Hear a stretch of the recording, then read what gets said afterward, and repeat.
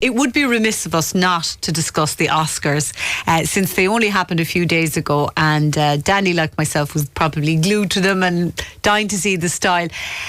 Danny, what did you make of it? I was a bit disappointed after the BAFTAs. The BAFTAs were so colourful and so creative. The Oscars kind of left us down a bit.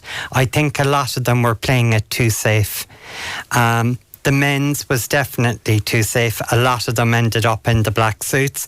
But where they did kind of excel a wee bit was the brooches. A lot of the men wore different type brooches on their lapel. The women, it was all about shoulders. It was about sleeves. It was about arms. But I was disappointed there wasn't a bit more colour. Even though one of my favourite of all was Jamie Lee Curtis. Her dress was so simple. It was black. It suited her body down to, what'll I say, down to a T. A T. Yeah. It was just so simple. It had a round neck. She was showing no leg. She was showing no arm. It was all covered in, but it just gave that lovely silhouette. I think that stole the show. And her grey hair just illuminated her makeup and stuff like that. Yeah, she's just classically beautiful. Yeah. Now, one person I have to mention, because I was like at home watching it and going, what is she thinking? Billie Eilish. Oh my God. Yeah. She went up to sing, she won the Oscar for the best song. But what was that? She was like a schoolgirl or something. Oh, yeah. This is where you can splash out expensive, but it doesn't mean to say you have taste. I thought the ankle socks and then the old woman's shoes with the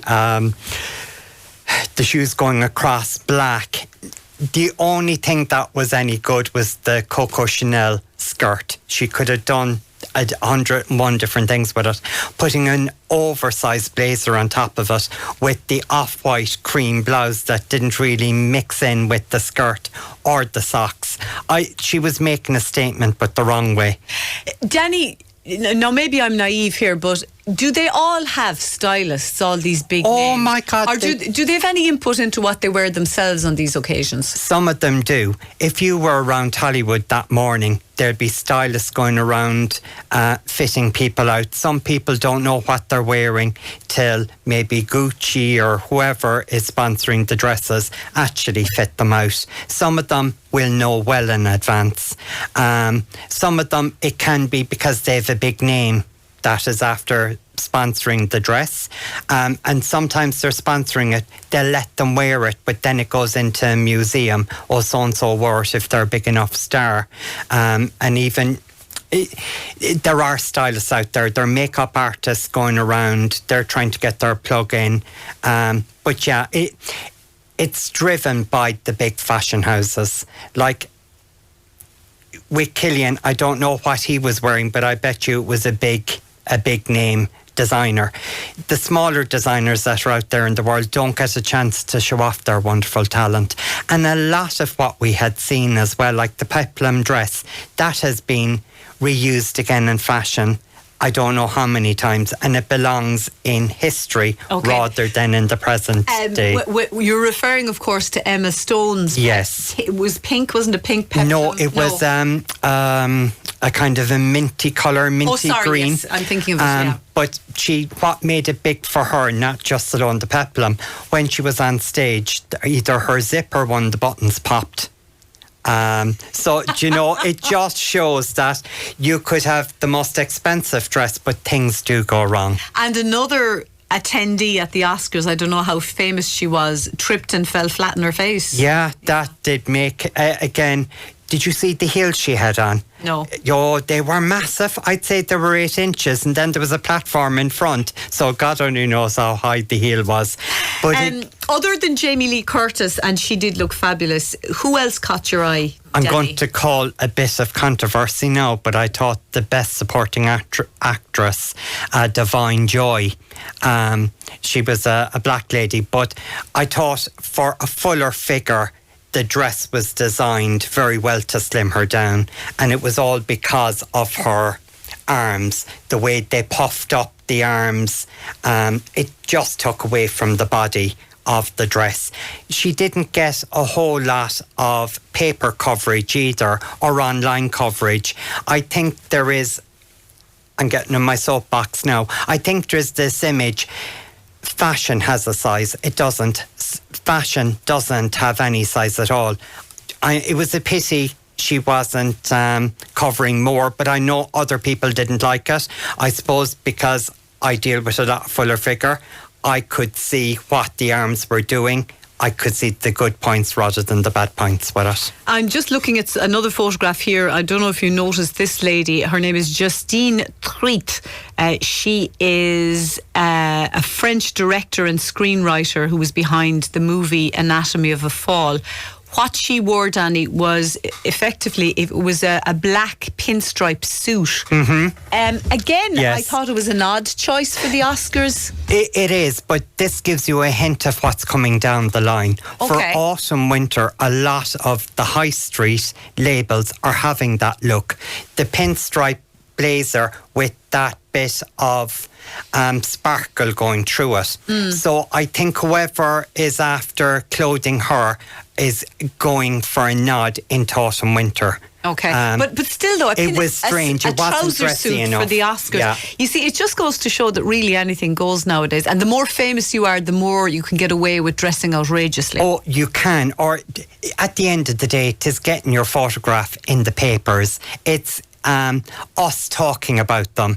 It creates more famousness to them. But that suit, I think, was a bit too flat. I know where she was going with it, or the people that dressed her, but I don't think it was appropriate for something like that, where you had seen other ladies that made more of an effort. We can't leave the discussion without talking about Ariana Grande. What was she thinking? She did look like one of those little dolls that you put on top of a toilet roll in the bathroom. To a certain extent, but instead of having the big skirt, she had like a duvet, and it's going back to the hands again, Deirdre. I don't know what she was trying to hide, or was she going to say, I'm a bit bored, I can nod off and I brought my own sleeping bag with me. Because it done her no favours. No favours, yeah, okay. And just a shout out to Emily Blunt, who looked fabulous as well. Yeah. And very you know, simple. Yeah. But again, it was that floating shoulder that was there, even though when she was sitting down and you were watching it on TV, it looked as if it was a couple of inches up more than what it should have been. But then again, that's what you pay for some of your fashion. It didn't look all that comfortable. And if you look further down the dress, it almost looked as if it was the outline of a pair of knickers as well in the silver. Okay. But again, I applaud her for sitting there. It didn't look all that comfortable, but she had a fabulous figure. Somebody who was commentating on the Oscars for whatever channel I was watching it on, I can't even remember, but they said that a lot of the women, the big movie stars, they don't arrive at the Oscars in taxis because they can't sit down in the dress, so that someone has organised buses where they can hold on to the rail and stand on the bus when they're being transported. But sure, of course, you have to sit down then when you get to the ceremony. You have to the ceremony. No matter how mad your dress is. Unfortunately, some of them didn't think about that. Now, I didn't see some of the dresses when they sat down, but I'd love to have been there to see what went out of shape or whatever. But they forget about sitting down. And that's like something you should say to everyone. Even if you're going occasion shopping, remember, if it is for a wedding, you're going to spend a lot of your time sitting down. You won't be looking in front of a mirror. Just sit down, see how comfortable, see what bumper lump appears as well. Okay. Danny, we'll take a break at this point. We are going to move on, folks, to clothes for us mere mortals, as opposed to the Hollywood glitterati. But having said that, if you were watching the Oscars and you made any observations about who wore what, or maybe it's who wore who, let us know. Who did you think got it right and looked fabulous? Who did you think looked a bit disgraceful? Maybe Danny and I are all wrong. We're only sharing our opinions, and we'd love to know yours. 066 712 3666. Also coming up on Fashion Fix, Danny will be telling us what you need in your capsule wardrobe to take you through to spring of 2024. You're very welcome back. We are listening to Talk About on Radio Kerry. We have our fashion fix with Danny Leane. We were talking about the Oscars before the break, but we're going to move on now and talk a little bit about fashion closer to home. And now it is quite cold out and quite wet in the last week or so I don't think it's quite time to put away the winter woolies yet. But I think some people are at least thinking about maybe updating their wardrobe for the spring and summer. So Danny, I asked you before we came on air that you might put together maybe 4 or 5 staples, must-haves for the spring wardrobe. What have you come up with? Well, the first one would be a rain mac. Where would we be going? Surprise. Even this morning when I was pulling these and getting them into Radio Kerry beforehand, I thought, tis so bad, we have to get a raincoat in there. And again, what I have done was I've gone for a blue colour because again, it's so neutral. It'll go with your tans, it'll go with your blacks, your navies, you name it all. But again, getting a light one that can fold up. I know we seem to be getting the April showers now all year round, so this is a good one for spring. It's nice and light too. And it's light. Plus you have the bit of a detail at the back of it as well. But I think we can't go wrong with... So a raincoat is a staple. Or rain mac. The other one that I've gone for, and I'm going for more colour with this, as we're going into spring we need lighter colours with us. And I've gone for this... cream. Beige. Yeah, beige, cream. Some people call, or some designers call this oatmeal, and it is your Bangaline trousers. It's smart and it's comfortable. A lot of people use these for the office when it gets the weather a bit lighter, that they don't overboil, particularly in the black and navy. They're comfortable, but they also give a bit of style as well, and it doesn't make them look so casual. So this is something, and you have the stretch in them for the comfort. They're what trousers did you call them? Bangaline type trousers. Is that a designer or? No, it's actually what they call the material of the trousers. Bangaline. Bangaline. Yeah. What did you think I said something else? My pronunciation at times. No, I've never heard of it. That's why I wanted to hear. Bangaline. There are numerous varieties of them out there and different fits for different people. I brought in a straight-legged one here, and it's not too skinny or it's not too wide. So a light pair of trousers, a light coloured pair of trousers is my second. Is your second staple. Second. Show me the legs there. The legs are still quite narrow. They are, but they're not spray-on narrow, or they're not flare trousers. This would be what they would call now a comfort fit too. Comfort fit. Comfort fit. Very good. And the other one that I have gone for is just a top to go with the trousers. That's very nice, actually. Would you call that animal print? It would be animal print inspired, but it wouldn't be like your Beth Lynch animal print. It would be a bit more sophisticated. Is that the word? Yeah. Again, you have the lovely V going through it. And again, with the sleeves, these are ideal where you have the elastication at the sleeves now, because some people don't like a short sleeve initially, but as they get warmer they want to shove it up, so that's where the elastic is coming, and that's a trend that's going on at the moment for spring, summer and into autumn, winter. But I know we're talking about spring, and again I wanted to give a nod as well to St. Patrick's Day, where there's a small bit of khaki green going through it, and I know St. Patrick doesn't have green, or green isn't for St. Patrick. It is one of those colours that are a main colour at the moment. Very good. Now, item number 3. Oh, lovely cardigan. 4. This is 4, sorry. Deirdre. Yeah, no problem. This is a light cardigan for this time of year when it's getting a bit warmer. You'd be looking for a light cardigan or a throw over. And as it turns out, it goes very well inside the number 3 item. But again, this is where you just need a bit of a cover up, or again, you want a small bit of warmth, but you don't want too much warmth as well. And this is the ideal time to get your light cardigans, because they're coming into the shops. And they'll go out quickly as well. They'll sell go out. And that's a beautiful colour. Is that khaki? That is khaki as well, lovely, yes. Khaki cardigan. And they come in blacks and navies as well. But because of the weekend we're in, I decided to go a bit of patriotic yes, green with our dark. But again, the khaki you can wear with the creams when it comes into summer and for spring as well. And of course, not forgetting our denim jacket. The denim jacket is one of these that you can layer up. You can put it inside your raincoat there, or again, if you wanted that extra bit of layering and warmth, you can put your gilet over this as well for an extra bit of warmth. You'll probably see a lot of people doing that with the denim jackets, and it's becoming a street trend as well at the moment, as they call it. Yeah, what? The layering the denim jacket? The denim jacket with a waistcoat or a gilet. Is the way they're doing it, layering it up. Now, this denim jacket you showed us is quite a light denim. It's a pale denim. Yes, it's more of a stonewashy one rather than the denim colour, because let's face it, when we're going into summer, the dark denim can be a bit too heavy with some of the clothes that you might want to put under it, particularly dresses, t-shirts and stuff like that. So a lot of the designers for spring, summer, even though the darker colours are still out there, they intend, if you do like your stonewashed colour denim, the lighter denim, now is the time to get it. Okay, and are denim jackets sort of timeless? They are timeless. They are. I have one. I'd say I must have it 30 years at this stage, even though I have to find out where it is because I need to see if it still fits me. But they are timeless.